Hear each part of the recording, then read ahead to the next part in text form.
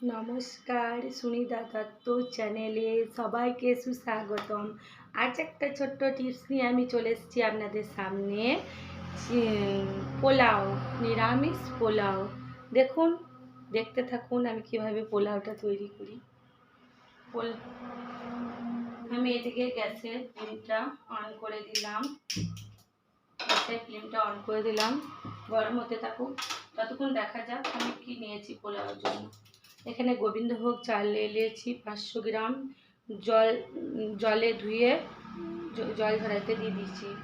তারপর নিয়ে নিয়েছি একটা প্লেটে বাদাম, কাঁচা বাদাম, কাঠবাদাম, কাজু বাদাম, কিশমিশ আর নারকেল কুচি এগুলো নিয়ে নিয়েছি। আর এটাতে নিয়ে নিচ্ছি আমি লঙ্কা, তেজপাতা, এলাচ, দারচিনি, লবঙ্গ, শুকনো লঙ্কা দিয়ে কড়াইয়ে তেল গরম করতে দিয়ে দিলাম। আর এদিকে পাঁপড় নিয়ে নিয়েছি। বড়া ব্যাটা খেতে ভালোবাসে পোলাওর সাথে। কড়াইয়ে তেল গরম করতে দিয়ে দিলাম বন্ধুরা। দিয়ে আমি এবারে বানাবো। আর নিয়ে নিয়েছি শাহি গরম মশলা প্যাকেট, আর একটা নিয়েছি কাশ্মীরি লঙ্কা গুঁড়ো। এরপর জানেন লবণ আর হলুদ।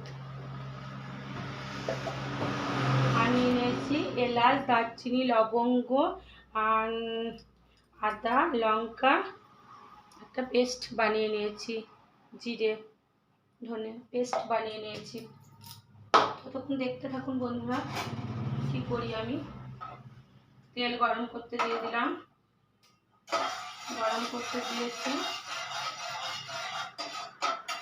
তেল গরম হোক।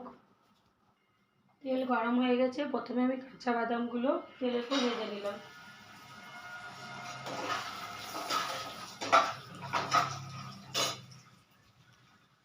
এই দেখুন বন্ধুরা, আমার লাল করে ভাজা হয়ে গেছে বাদামটা যাতে একটু নুন লাগে তার জন্য একটু লবণ নিয়ে নিয়েছি বাটিতে। এই দেখুন বন্ধুরা, আমার লাল করে বাদামগুলো ভাজা হয়ে গেছে। লবণটা আমি মিক্স করে নিলাম। আবার কড়াই তেল গরম করতে দিয়ে দিলাম। এরপর আমি কাজুগুলো, এক বাটি কাজু নিয়েছিলাম, কাজুটা ভেজে দিলাম। ভেজে দিচ্ছি। দেখুন বন্ধুরা, আমার কাজুগুলো ভাজা হয়ে গেল, আমি তুলে নিচ্ছি।